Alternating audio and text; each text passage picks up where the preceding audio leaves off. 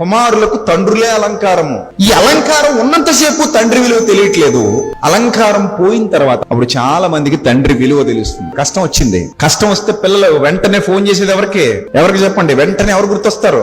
నాన్న. భుజం తట్టడానికి నాన్న కావాలి. నేనున్నాను రా, నువ్వు వెళ్ళు చూసుకుందాం అనడానికి నాన్న కావాలి. పడిపోయాను నాన్న అంటే చెయ్యి అందించి నిలబెట్టడానికి నాన్న కావాలి. జారిపోయాను నాన్న అంటే వచ్చి తీస్తాను రా అని చెప్పడానికి నాన్న కావాలి. బరువు మోయలేకపోతున్నాను నాన్న అంటే పంచుకుంటాను రా అని భుజం గాయడానికి నాన్న కావాలి. కష్టపడుతున్నాను నాన్న అంటే సహాయపడతాను రా అని వచ్చి సహాయం చేయడానికి నాన్న కావాలి. ఇవన్నీ మన జీవితంలో నాన్న చేసేటువంటి పనులు. మనకు తెలియకుండానే మన పునాది నాన్న అయిపోతాడు మన జీవితానికి. కావాలంటే వెనక్కి తిరిగి చూసుకోండి. ఈ రోజు ముసలాడైపోయాడు కాబట్టి నాన్న మనకి చీపుగా కనబడొచ్చు కానీ, ముసలాడైపోయాడు కాబట్టి నాన్న మనకు లోకుగా కనబడొచ్చు కానీ, నాన్న లేకుండా మన జీవితాన్ని కట్టుకోగలం? అసలు చాలా కష్టం అండి. మనం ఎంత కాదనుకున్నా వెనక్కి తిరిగి చూసుకుంటే మనకు పునాది నాన్నే, నో డౌట్ ఎట్ ఆల్. ఈ రోజు మనం హ్యాపీగా ఉన్నామంటే ఏదో పునాది వేసేసాడు. ఆ పునాది వెయ్యబట్టే ఈ రోజు మనం హాయిగా ఆ పునాది మీద నిలబడి ప్రపంచాన్ని చూడగలుగుతున్నాం. అది నాన్న వేసిన పునాది. ప్రతి కొడుకు అర్థం చేసుకుంటే ఏ తండ్రికి రైల్వే బ్రిడ్జిల మీద బస్ స్టాండ్లోనూ పడుకోవాల్సిన దుస్థితి పట్టదు.